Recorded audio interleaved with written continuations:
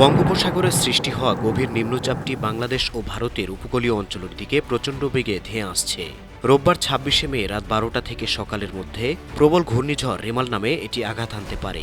রোববার মধ্যরাত নাগাদ উপকূলীয় এলাকা খুলনা, মোংলা, বরিশাল ও চট্টগ্রামে আঘাত হানার সম্ভাবনা রয়েছে। প্রাকৃতিক দুর্যোগপ্রবণ দেশ বাংলাদেশ। দেশটির ভৌগোলিক অবস্থানের কারণে প্রাকৃতিক দুর্যোগের প্রভাব দিন দিন বেড়েই চলেছে। বিগত কয়েক বছরে বারবার আছড়ে পড়েছে আইলা, আমফান, ইয়াসসহ ১ ডজনেরও বেশি প্রলয়ঙ্কারী ঘূর্ণিঝড়। তবে অবাক করার বিষয় হলো বাংলাদেশে বেশিরভাগ ঘূর্ণিঝড় ছোবল মেরেছে মে মাসে। তাই তো মে মাস আসলেই জনগণের সংখ্যা জাগে আবারও ধেয়ে আসছে কোনো ঘূর্ণিঝড়, হয়তো আরও শক্তিশালী হয়ে আরও বিধ্বংসী রূপে।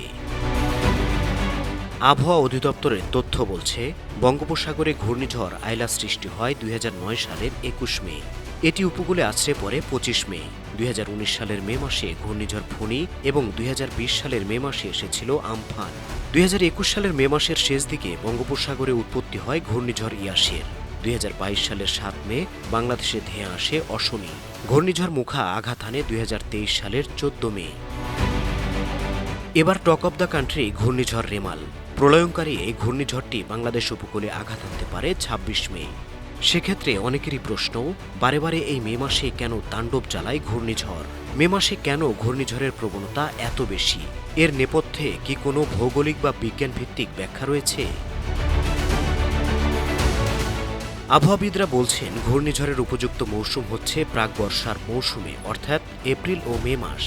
এই ২ মাসের মধ্যে মে মাসে ঘূর্ণিঝড় সবথেকে বেশি হয়।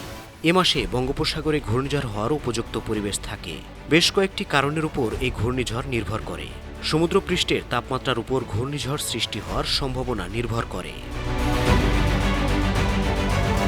আবহাওয়াবিদদের মতে, সাধারণত ন্যূনতম তাপমাত্রা ২৬ ডিগ্রি সেলসিয়াস থাকলেই তা ঘূর্ণিঝড়ের জন্য উপযুক্ত।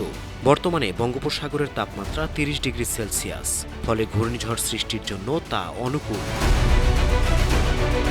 হাওয়া উপরের দিকে উঠতে থাকলেও ঘূর্ণিঝড় হওয়ার উপযুক্ত পরিবেশ তৈরি হয়। আবহাওয়াবিদরা বলছেন, বঙ্গোপসাগরের উপরে এসে অনেক দুর্বল নিম্নচাপও ফের সজীব হয়ে উঠেছে।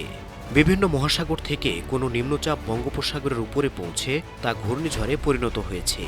গ্লোবাল ওয়ার্মিংয়ের জন্য অনেক সময় ঘূর্ণিঝড় সৃষ্টি হতে পারে বলে জানিয়েছে আবহাওয়া অধিদপ্তর। নিউজ ডেস্ক, বন্য টিভি।